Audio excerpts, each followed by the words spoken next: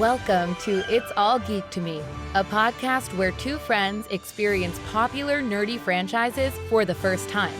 My name is Leah, and this season my co-host Kelli and I will be traveling to a galaxy far, far away as Kelli experiences Star Wars for the very first time. And I'm the expert. Let's dive in. I'm not going to say it. Star Wars unite. We have broken Kelli. I just have one question for you, which is how dare you? That's not a question. Why would you do this to me? Oh my gosh. I'm so sorry. I did it to myself too. The ending of that movie broke me too. Like the last 20 minutes, honestly, I was just a mess. I know. Oh gosh. So if I sound more congested than usual, it's because I was just crying for a really long time. She looks like she's still crying, everybody, just so you know. I've been ruined. I have so many thoughts and so many things I want to say, but the first thing I want to say is I don't know why the Star Wars community hates on this movie. This movie specifically? Yeah. Wow, that is surprising. I thought it was good. There are people out there that like Episode 8 more than Episode 9, and I'm just like, y'all are wrong. Episode 8 is definitely the worst of the franchise. Yeah. And Episode 9 redeems this trilogy. I totally agree with that. There are things that happen in this movie that I wish happened in the 8th movie and that we got like more of. Specifically Finn, I would say. I wish that his journey in this film began earlier so that we could get more of his like Jedi journey, I think is my biggest gripe with these films. But I love his storyline in this film so much. Him and Poe, I think they get really redeemed from whatever BS was happening with them in the last film. Yeah, absolutely. I think Poe specifically is so humbled in this section. Yeah, definitely. Which was necessary. I just like to think that whatever happened in 8 like didn't happen. Just pretend that none of that happened. Well, I can say now that I understand the Reylo fan fiction. We got a good kiss in this film. Don't talk to me. Don't talk to me. I don't even want to hear it. Let's just start. Start. Okay, let me try to compose myself. So we actually have a decent chunk of the film left. Yeah. And we start off with Palpatine telling Pride that the Princess of Alderaan has disrupted his plan, but it'll be in vain. And he asks Pride to go to Exegol. And Pride says that he's served Palpatine in the old war and he'll serve him again. Have we seen him? I don't think so. I don't think that we've seen him because he's so young in comparison. He's an older man, but he's young. He's so sprightly. He's so young and spry. No, but if he was in like the original trilogy, he would be decrepit. Well, that's rude to say because Lando was in the original trilogy. Seriously, what are you saying? But I think he's too young to have been in the original trilogy. But I don't know. Fans, let me know. I don't know. I mean, think about Luke and Leia and stuff. He's older than them. Was General Pride in the original trilogy? No, yeah, the first one he appeared in was this one. But I feel like we've seen this before where we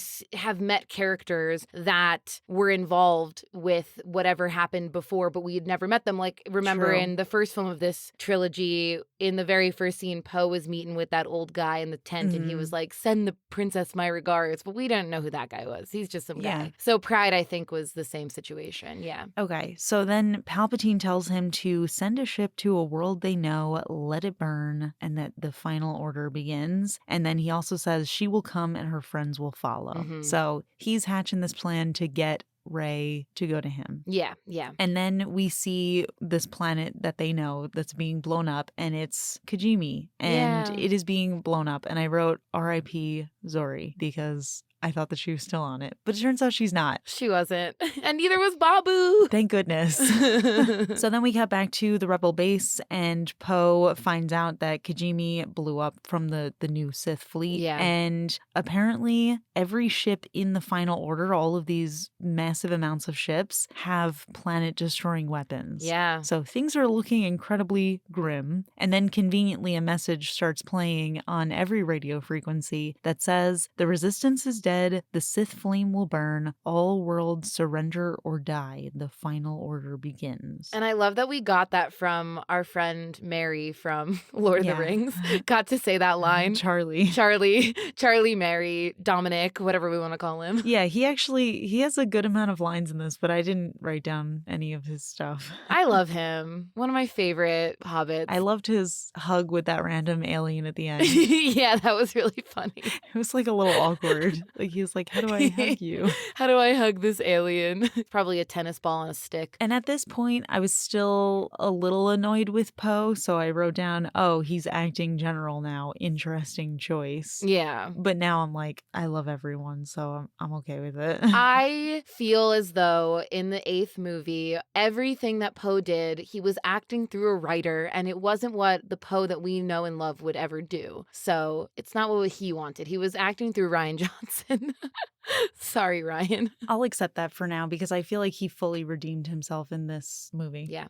So anyway, Poe goes to Leia's body. This is where the redemption begins for me. He goes to Leia's body and he's like, I don't know how to do this. I'm not ready, which I think takes a lot for him to admit considering how hard-headed he is. Agreed. So I thought that was really impressive. And then somebody says, neither were we. And guess who it is?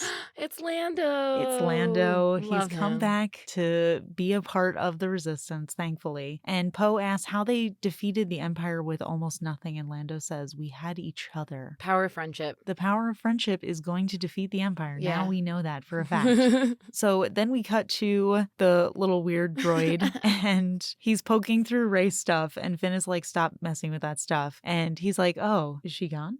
And Finn is like, yeah, I don't know where she is though. And then the droid's like, I miss her. And then Finn is like, yeah, me too. And then he's like, so what's your name to the droid? And then it cuts away. And I was furious because I was like, we're just never going to find out his name. No, don't worry. Well, you saw what happened. But we do. So then Poe and Finn run up to each other and they're both like, I have to tell you something. And then Poe's like, I can't do this alone. I need you in command with me. And then Finn starts telling him what he has to say. And then he's like, thank you. I appreciate that. And they're like, okay. Anyway, this droid has all of this info about Exegol. And Poe's like, oh, Cone Face, which is another great name. Yeah. And I should have called him that instead of Weird Droid. But then the droid is like, I'm D.O. So that's his name. And we don't find out until the last little section of the movie. Yeah. But I'm glad we have his name now. He's a cutie. Same. He is cute. And then Finn tells Poe that Ochi was actually supposed to take Rey to Palpatine alive.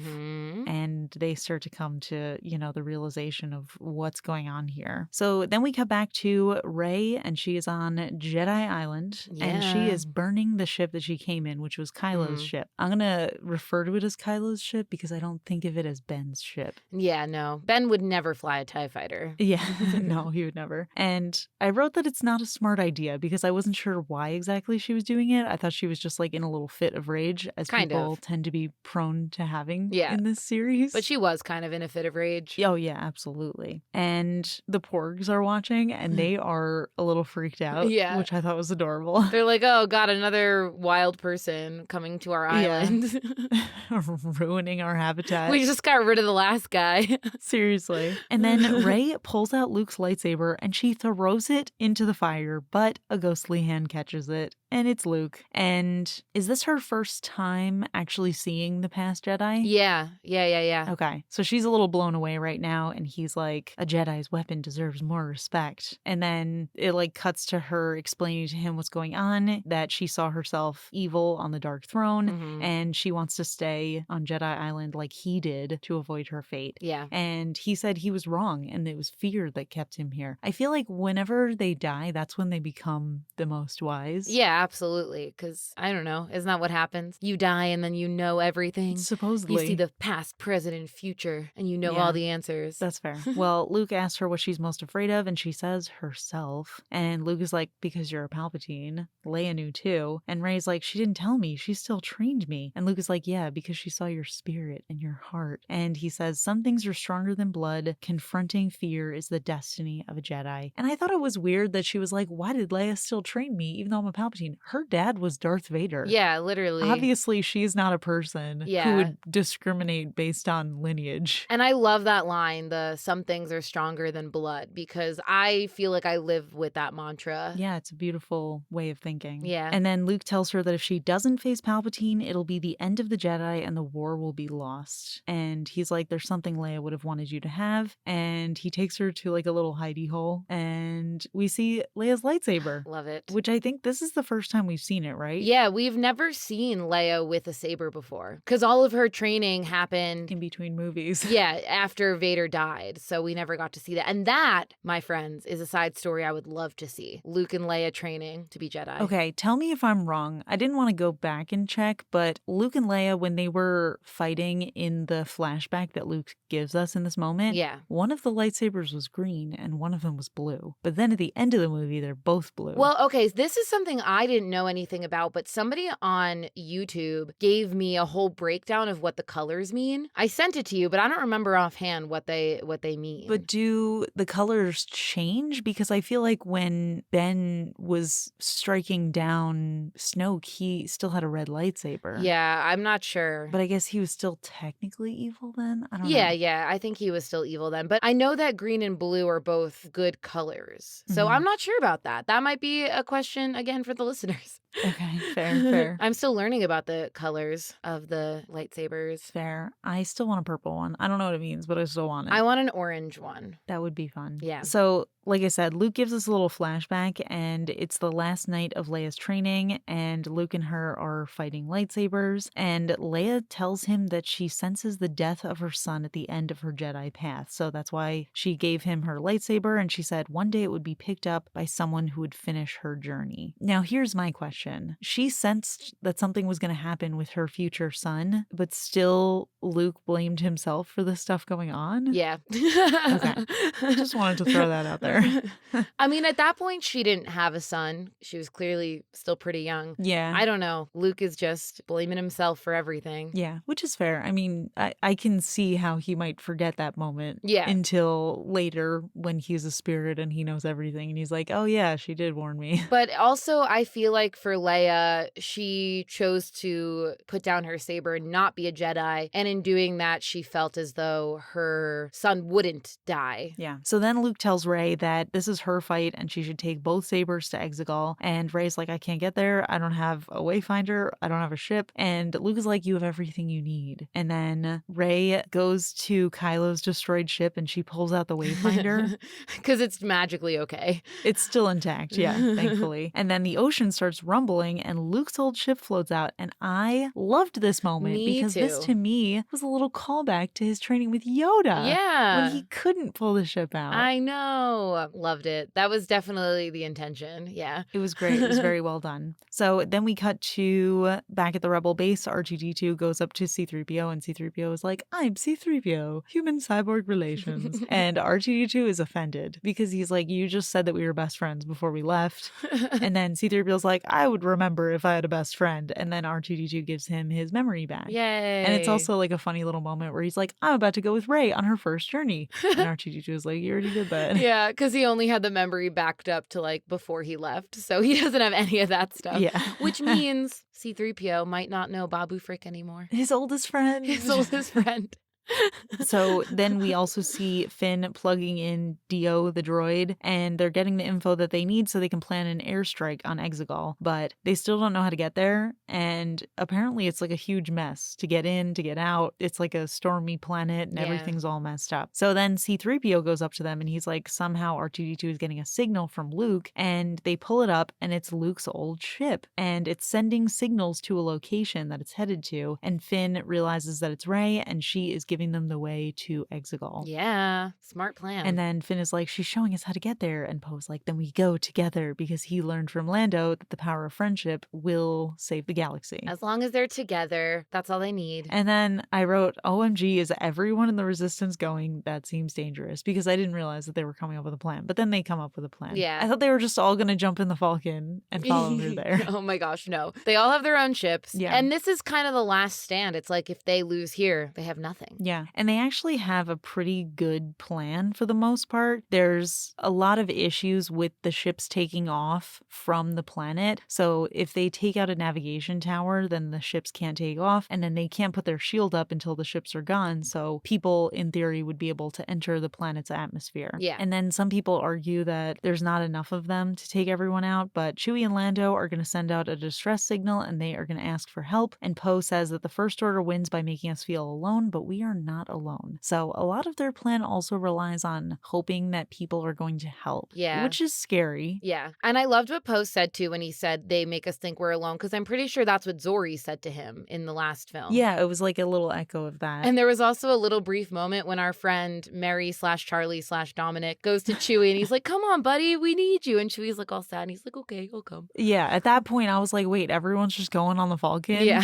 Even this depressed little Chewie. Oh, Chewie. But no, they have a plan, don't worry. So then Poe is given this impassioned speech while everyone is prepping and saying goodbye. I mean, it was just general hyping up people. Mm-hmm. But then Finn says, they've taken enough of us, now we take the war to them, which I thought was the coolest part of the speech, which wasn't even from Poe. Yeah. Finn had some good lines in this whole thing. He was very strong. Finn is quite the hero now. He's turning into a real hero instead of just a hero who wants to kiss everybody. I know. We finally got some good hero moments from Finn, and I was very proud of him. And this is the point where I'm no longer Finn.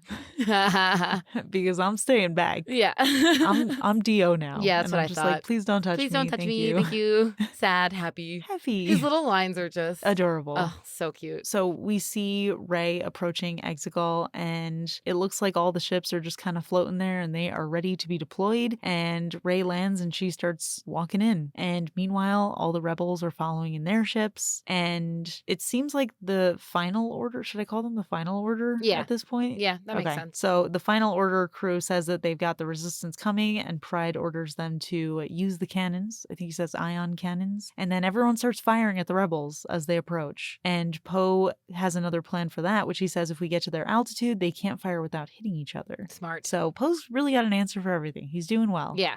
He's a good general. He's taking his position seriously. Yeah. And then we see Rey walking through that crazy, awesome hall of statues. And there's also these really creepy noises. Every time the lightning strikes, it's like, wee, wee. I did not remember that. Can you do that sound one more time, please? Wee, wee. Great. It's very creepy. I don't think I make it sound as creepy as it was, but it was creepy. Yeah, it sounds cute when you do it. Thank you. You're welcome. That's my droid noises. So then the Final Order sends out TIE fighters. And also at this point, Finn and Janna are in a ship together and they're so close. And I was like, kiss, kiss, kiss. She gave him the steamiest look. Thank you. Okay, I thought it was just in my head because I was like, wait, now I kind of want them to get together. Because let me say, you told me that this trilogy does not have any romance whatsoever. So I have just decided every time somebody gives each other a look, I want them to hook up. I did not say there wasn't any romance. I just said I wouldn't get your hopes up for romance. No, my hopes were absolutely burned and destroyed and disappeared completely. So thank you for that. Thank you for ruining my life. Well, I'm glad you got a little bit of romance, but it's so annoying to me because I just wish that they had a clearer idea of where they wanted the romance to be, because if they wanted Finn and Rose together, okay, I'm fine with that, but don't give us a little taste. Give us more. Don't then introduce a new love interest to him in this third film. But I love Janna. I feel like they were setting up a little side story for her too at the end of this. I would love to watch that because she's incredible. But like, as I said, I wish that all the character development that we got with Finn in this film happened in the last film. I wish that Janna was introduced earlier in episode 8, and then they were the romance was what I would want. Yeah. I thought she was cool, but I didn't really think much of her until this battle. And then I was like, dang, she is cool. Right. It would be so cool if we got more of her. I actually wrote she's a baddie, but I've been saying that too much. She's a baddie. But yeah, no, I think what this is to me is basically like there's no official romance happening between any of these characters. Yeah. I think we're just seeing a lot of young, attractive people just making eyes at each other. Talking to each other, yeah. Yeah. And we're just thinking of something of it. Yeah, we're just thinking too much of it. You're like, I wish he would have looked differently at her. No, he's looking at a hot girl. Why wouldn't he be like, are you ready? Are you ready? Yeah, but they were close together for sure. They were looking steamy. So they head to the nav tower, and the Final Order knows that that's what they're going to do. But Pride actually has a backup plan, which is that they should switch the nav to his ship and he can guide them, which I think is actually a really smart plan. That was smart. Good job, bad guys. My original question was if they took out the nav on the ship, wouldn't they be able to just switch it back over to the tower? But I guess everyone would be dead by then, so they couldn't really do that. So then the rebels find out that the nav tower has been deactivated, and Poe tries to call off the ground invasion, but Finn gets a feeling. And he knows that the navigation is coming from the Star Destroyer. I love that. Yeah, so we're seeing him really experiencing the Force a little bit, especially at the end of this movie. Absolutely. And it turns out that this ground invasion is actually on the horses that we met Jenna on. Yeah. So they're not like fully horses. They have tusks, but they're horses. I wrote horse boat, but boat must have been boat. Boar, I think is what I meant to write. But it says horse boat. Yeah. The horse boat thing. I don't think they're boat-like, but they are boar-like. I'll give you that. Yeah, horse boars. Yeah. So then we cut back to Rey. She is walking through this scary place, and she goes up to a throne, and it's the Dark Throne. And she turns around and she sees a stadium of people chanting. And I actually feel like it was never made clear, are these real or is this a hallucination? Because they do die. It's the spirit of the Sith from generations past. Okay. And then we hear Palpatine say, "Long have I waited." And she turns around and there he is. And he says, "For my grandchild to come home." Ugh. And then he says, "I never wanted you dead. I wanted you here, Empress Palpatine." Ooh, so creepy. Which I just wrote LMAO. Come on. You can't just call her Empress. Empress. He's feeling out how it feels to her, you know? Yeah. And he says, "You will take the throne. It's your birthright. It's in your blood. It's in our blood." Gross. Which I thought that his statements were really powerful and cool for a bad guy. Yeah, I agree. So then she says she hasn't come to lead the Sith. She's come to end them. And then Palpatine starts goading her kind of the same way that he did with Luke at the end of the first trilogy. And he's like, "You want to kill me. Your hatred, your anger, you should kill me." Yeah, he gives up his plan too much. Close your mouth a little, Palpatine, and maybe things will work the way you want them to. But the crazy thing is, in this instance, he actually has a pretty wild plan, because if she does strike him down in anger, he claims that all of the Sith will live in her, as it does with him. Yeah, but he shouldn't have told her that. Yeah, he shouldn't have told her that. But I feel like he gets too, like, excited with himself to keep secrets. Yeah. And he's like, "I've got a great plan, and I'm going to tell you, even though it's probably going to ruin the plan." Which it does, yeah. And then it was at this point that I realized that Janna is such a baddie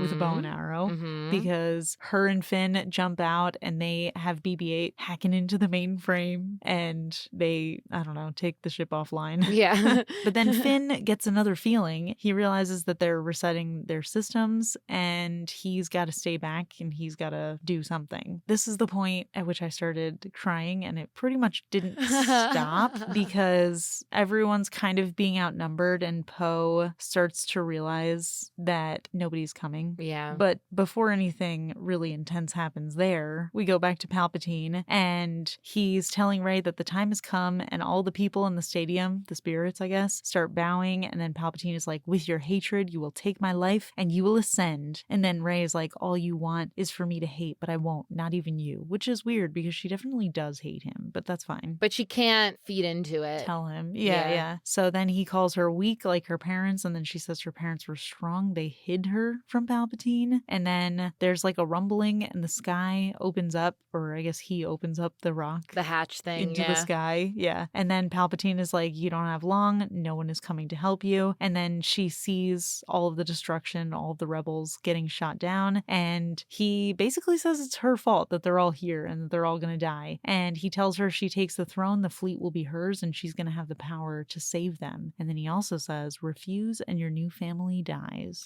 Him calling them her new family, that stung. Yeah. Oh, at this point I was emotional. I was like already I wasn't like fully crying, but I was tearing up because I was like, oh my gosh, there's no hope. I mean, I knew it was gonna end happily, but like the way that the movie made it feel, it started to feel a little hopeless and it was sad. Yeah. I'll tell you when I started crying. It's a little bit later. Okay. Then we see Kylo approaching. Ben. And he starts running. He's definitely Ben now. I should say Ben, yeah. He's definitely Ben at this point. So then it seems like Rey is agreeing to Palpatine's plan because she nods to him and he says good. And then we see Ben, he's running. So this kind of intercutting back and forth between Ben and Rey. And I wrote, is he just wearing a t-shirt now? Like he doesn't have any cool outfits now that he's not evil? I kind of liked what he was wearing though. It was so simplistic. Yeah, I guess. He didn't have time to change. He just like ripped off his cloak or whatever he was wearing. Yeah, but he should have kept on the armor that he had. I don't know. Yeah. But yeah, so then Rose is calming Finn and she's like, come on. And she realizes that he's not coming with them. He's going to take out the command deck of the Star Destroyer. Yeah. And she is sad because that's her true love. I'm glad she didn't stay though. That would have been so dumb. Yeah, absolutely. So she realizes that he is finally becoming the hero, which I thought was really powerful. And then we cut back to Palpatine and he's telling his spirits that the ritual begins. She will strike me down and pledge herself as a Sith. And then Ben running through, shooting people down, but then he gets surrounded. By the Knights of Ren, the Ren Fair. Oh, is that who it was? Yeah. I didn't notice that. Okay. Which is a little sad because he turned them dark and then he killed them all.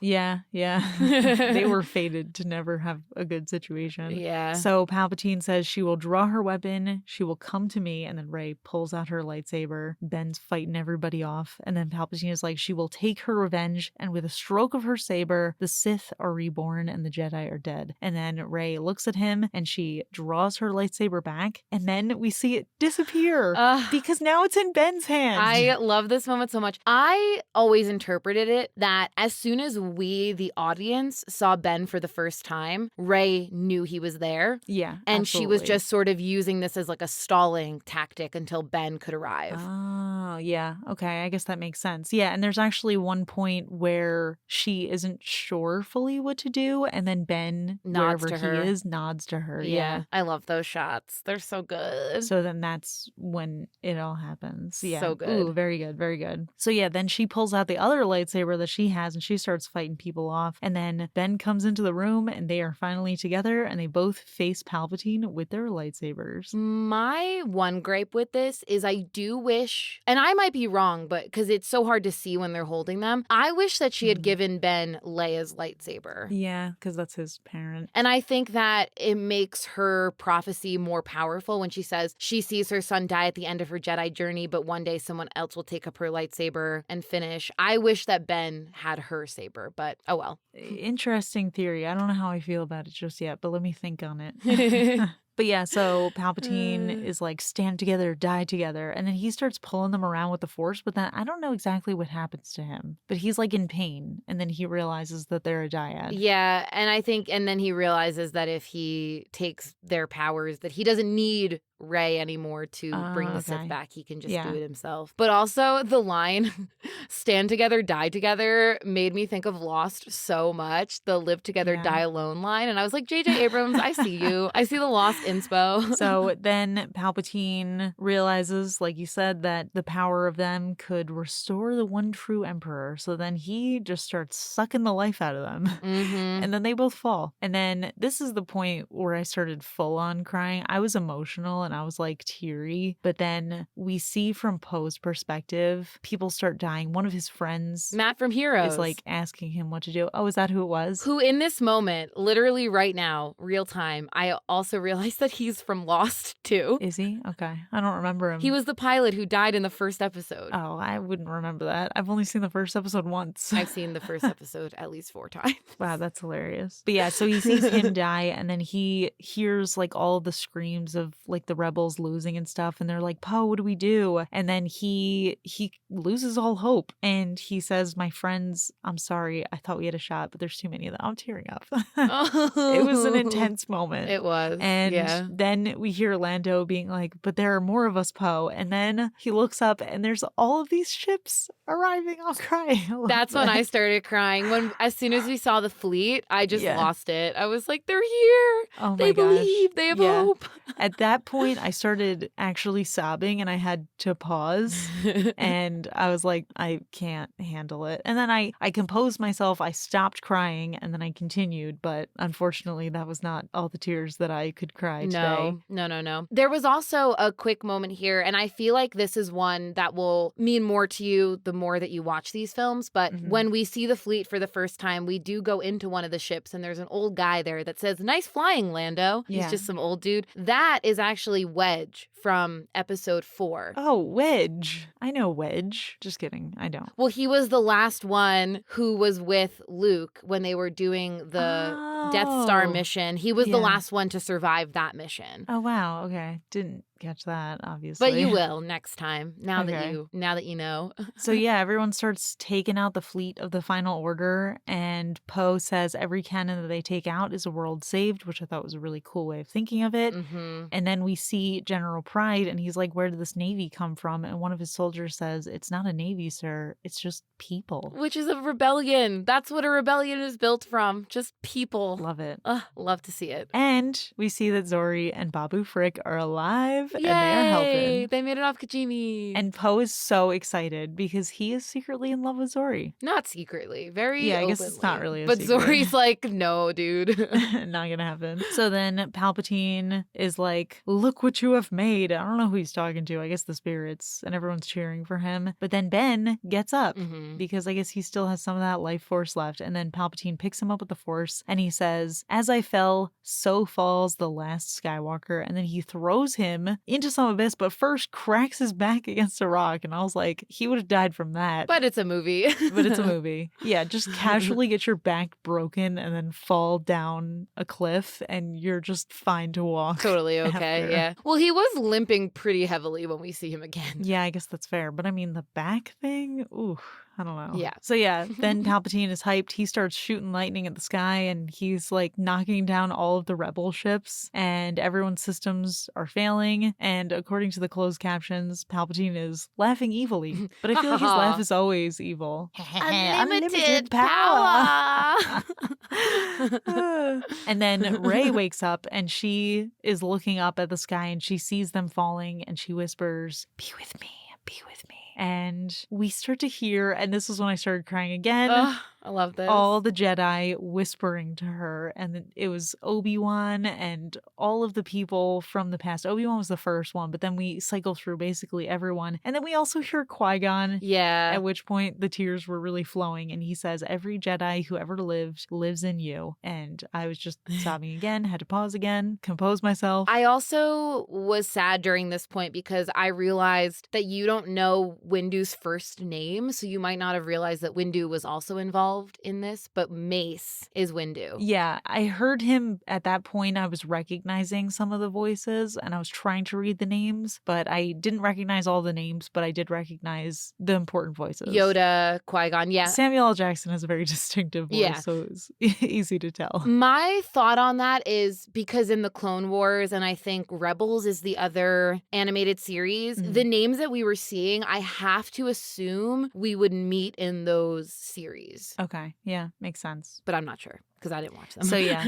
Not yet. So yeah, Rey gets up. She's got all this encouragement in her head and she grabs her lightsaber. And then Palpatine says a very cool evil guy line, which is, your death will be the final word in the story of rebellion. Loved that, even though I don't want it to happen. But it's a cool line. But yeah, so he sends his lightning out to her and she stops it with her lightsaber. And they're kind of like at this moment where he's shooting the lightning at her. She's stopping it with the lightsaber and it just continues. So the lightning is no longer longer on the rebel ship, so they're working again. And then Poe was like, this is our last chance. And then the rebels keep on attacking. And then Palpatine says, while he's still shooting lightning at her, he's like, you're nothing. A scavenger girl is no match for me. I am all the Sith. And then she says, and I am all the Jedi. I am all the Jedi.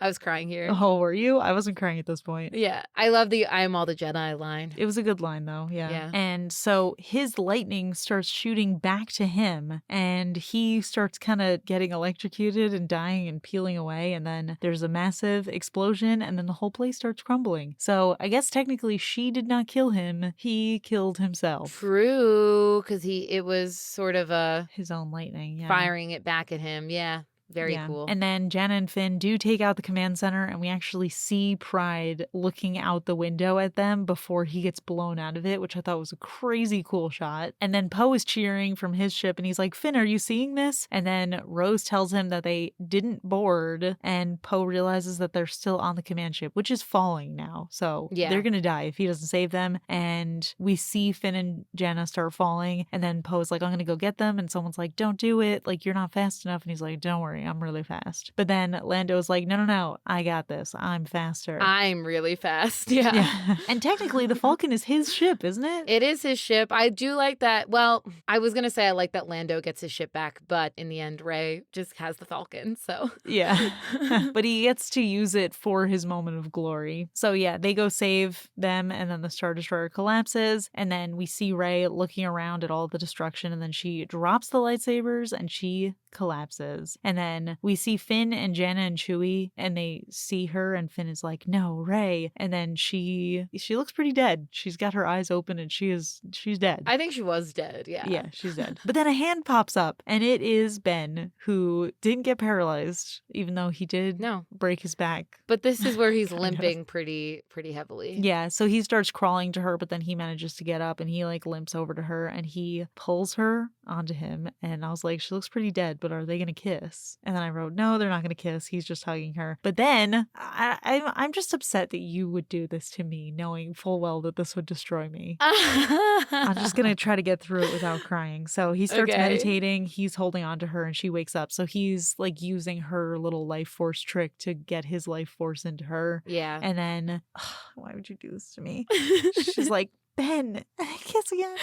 And then they kiss. Kelly's having a conniption. And then they kiss. Oh my God. And then I can't say what I wrote because it's explicit, but I'll say it. You can bleep it out because I wrote, and then he laughs, and then he dies. What the and then he disappears, and then so does Leia, and I am literally sobbing. And then that's when I texted you, and I was like, why would you do this to me? Sorry. I do love that Leia does disappear when Ben disappears, because I think it shows sort of what she did, and I think she somehow put her life force into her son, and once he dies, she can move on as well. I was actually wondering if maybe he did die when he got thrown over the cliff, but her life force was in him to bring back Rey. That was my theory. Maybe. But yeah, so at this point, I did pause the movie, and I tried to compose myself for like 5 minutes, but I couldn't. So I just was like, I gotta keep going. And I was struggling to follow what was happening, but basically everyone just gets back to the rebel base, and yeah, pretty much. Everyone's reuniting. So BB-8 and Dio reunite, and Dio's like, happy. And I'm not, but it's fine. We got Rose and Chewie hugging. Finn's looking around. We did see the Ewoks. Yeah, we did see the Ewoks we saw briefly. I think we are on Endor, which is interesting because that's where episode 6 ended as well. Yeah, I think we're on Endor. So yeah, Poe sees Zori, and he like nods to her, but then he's like, he gives her a look that's like, you wanna kiss? Get out of here? And she shakes her head, and he's like, it's fine. That's rude. They should have kissed. Don't worry. I mean, obviously, I feel like based on their sexual tension, they are gonna get back together, but she's just gonna make him work for it, you know? Yeah, I see that. He's got to earn it. And then also that woman whose name I literally never remember. She kisses somebody who I don't know, but it's cute. Well, that's what I told you to watch out for her with her, because she has a gay kiss at the end. And I was like, representation. The only reason I wrote it down is because I feel like Disney is always like sprinkling in like a little touch of it. They're like, we're LGBT friendly. Don't you worry. Here's a side character that never got a name. Check her out. She's gay. We're cool. Disney is a big fan of like pan to a 2-second kiss and then cut away really quick just in case too many people see it, and then that's it. And then it's in the news for like weeks and everyone's like, Disney is turning our kids gay. So it's awful. Not awful that they do that, just awful that they're like, here's your representation, enjoy it, it's nothing. And then Maz calls Chewie over and gives him a medal, which I feel like I should have known that there was significance to it, but I don't know what it was. I'll explain it. Tell me. So at the end of episode 4, we have our ending scene where our beautiful Princess Leia is awarding medals to Luke and Han, and Chewie, who had equal parts in this adventure, was never given a medal. Fans were mad, and I think that this was the franchise's way of being like, okay, Chewie deserved a medal, so that's what Maz was giving him. The medal he deserved 30 years ago. That makes me want to cry again. But yeah, so Maz and Chewie definitely in love, but we don't get to see them kiss because I guess the height difference is probably hard to show that. Then we see Finn and Poe reuniting and they're hugging. And then Rey lands and she's reunited with BB-8 and she also treats him kind of like a dog where she's like petting his belly. And then Jenna sits down with Lando and she's like, so where are you from? And he's like, the gold system. What about you? And she's like, I don't know. And he says, well, let's find out. And I was thinking, that's definitely a series they're working on. I want that story. I want that story so bad. Why would they do it unless they're already making it? It's going to happen. This is something that you will see a lot in Star Wars, especially in the TV shows where they introduce characters to set them up for their own adventure, which is fine. I would love to see Lando as a part of that adventure. I thought when she sat down and she was like, where are you from? That he was going to be like the gold system. And she was going to be like, I'm from the gold system. Dad? Yeah. Yeah, I think that's what I thought as well. Yeah, so then Rey goes through the crowd of cheering people and she sees Finn and Poe, her throuple, and they all run to each other and they're crying and hugging and they're all holding hands. And I'm like, I feel like this is confirmed throuple, right? As I said, I don't know where the romance lines lie, but I think everyone's open for business. Everyone's open for business. I agree with that. It's just wherever our imaginations lead us. But their three-way hug was so cute. And Finn being in the middle, crying his eyes out, getting the love he's always wanted. Yeah, and getting his family that he's never had. Yeah, and Rey too, getting her family. True. And who knows about Poe? What his family situation was. The former drug dealer is now like, yes, I'm a good guy. And then the last thing we see is the Falcon flying to Tatooine. So I guess Lando doesn't get his ship. No. And we see where it all began, the moisture farm. And I'm sobbing, absolutely sobbing at this point. I love this. It's all flooded with sand. And then we actually see Rey do what we saw her do. The first shot of her in the first movie was her sliding down some sand. And she does that again. She's kind of feeling her roots. And she's looking around and then she takes out the 2 lightsabers and she folds them up and she buries them in the sand. And then she pulls out a new lightsaber and it's yellow. Is that her lightsaber? And she made it out of her staff. Yeah, that was pieces of the staff that she's had the whole time. Oh, she took that and made that into a lightsaber. And it's yellow, which I loved. Yeah. I love that it was cool. Yellow. It was very cool. And then she looks up and she sees a woman with a camel, well, like an alien camel. And the woman's like, there's been no one for so long. Who are you? I'm going to cry again. And she says, I'm Do you want me to say it? Do you want me to say it? Can you just say it? Okay, I'll finish the movie. She says, I'm Rey. And she says, Rey who? Kelly. I'm going to cry too. Sorry. And then she looks over to the side and she sees Luke and Leia there. And then she says, I'm Rey Skywalker. You're crying too. We're both crying. This is so embarrassing. Oh my God, this is so dumb. We're just recounting a story. Yeah, that's not even real. And then she walks towards the 2 sons with BB-8 and Luke's theme starts playing and then the movie ends. And I'm like, I can't deal with this franchise. I love it so much. Oh my God. Why do people hate on this movie? It's so good. You have to tell us in the comments why people hate this one because I think it's so good. It undoes all of the bad stuff that happened in episode 8 and like gives our characters such an incredible ending for all of them. And it really tugs at the heartstrings. It does. And I gotta say, I hate... I'm like saying this as I'm crying, but I hate when movies try to intentionally make their audience cry. Like I can think of a few examples, but I don't want to bring them up because they're all spoilers. But like when they do something that's like a heart-jerking moment that really doesn't have a purpose in the greater franchise. Yeah. That it's like just a thing to make you upset because you're like, how could they do that to me? Yeah. As an audience member. I absolutely hate that. But I feel like all of this, it wasn't necessarily, I mean, I doubt that their intention was like, people are going to cry during this. I feel like their intention was like, this is all so important in the grand scheme of things, you know? Yeah. And like just the realization that the movie is called The Rise of Skywalker. I'm crying again. And she takes on the name Skywalker. She's the Skywalker now. And I can't believe that they killed Ben. Why would they do that to me? He was able to get his redemption, and Rey felt the redemption. But I think for him, he couldn't go on in the world knowing like what he's done. I just think it was too much. And he can now live in peace. And he disappeared. So he gets to like live on in the Jedi world with his family. I just can't believe that they made them kiss. Like that to me, maybe, I'm sorry, I'm a little whelmed. Just a bit whelmed.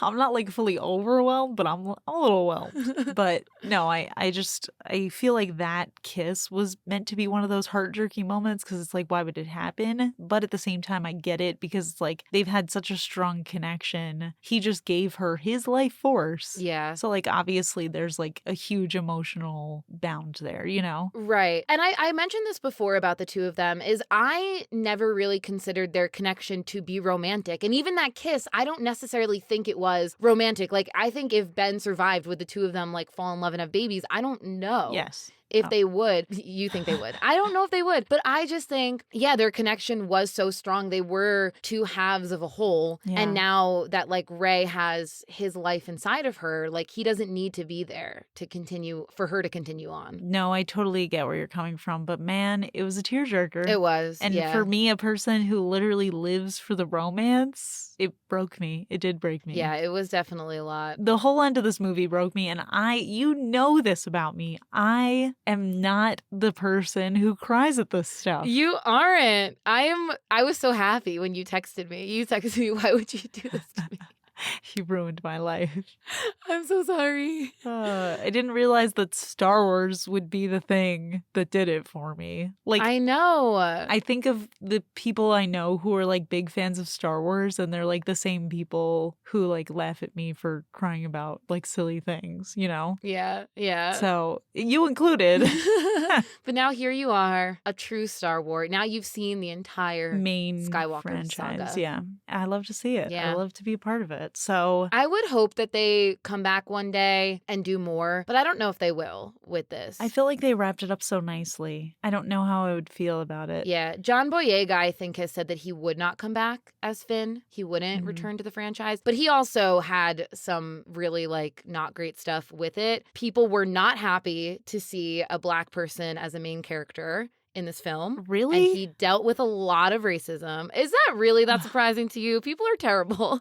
I mean, it's just crazy that in this day and age it's still happening. But I mean, I know. Disappointed but not surprised because I always just think like, you know, people can't be that ignorant. But no, they always are. But they are. Yeah, they are. Absolutely. But he has such an incredible platform and he speaks about these issues and he makes them known. And he had this like incredible GQ interview that I recommend you read. Everyone should read it. It was really, really good. It really just talked about his experience and the racism he dealt with and how he felt race played a role into how the characters were written and stuff like that. And it really is just an insightful read and I recommend it. I'm not going to try to quote it because he said it better, but definitely read it. I'll check it out. So what happens next after, you know, this episode and I cry myself to sleep tonight? Then what? Well, I mean, if you want to continue with this season, we got Rogue One, we got Solo. I think you'll love Solo. I'm curious what you'll think of Rogue One, because that's like totally new characters that we've never seen before. Yeah, I mean, I'm sad to let this season end because I love this universe. Yeah. I love it. And I think it will behoove you to see more of what can be offered, because I'm not sure when Rogue One and Solo came out, but I feel like Rogue One came out after episode 7,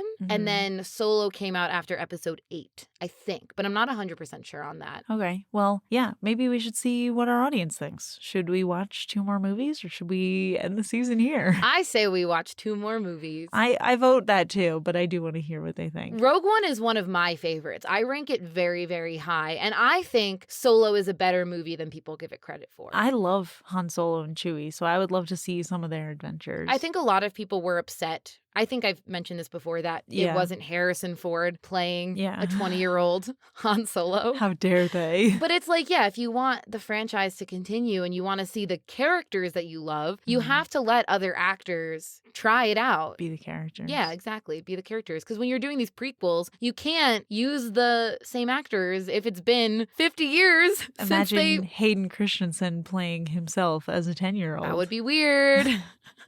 That would have been hilarious. Oh my gosh.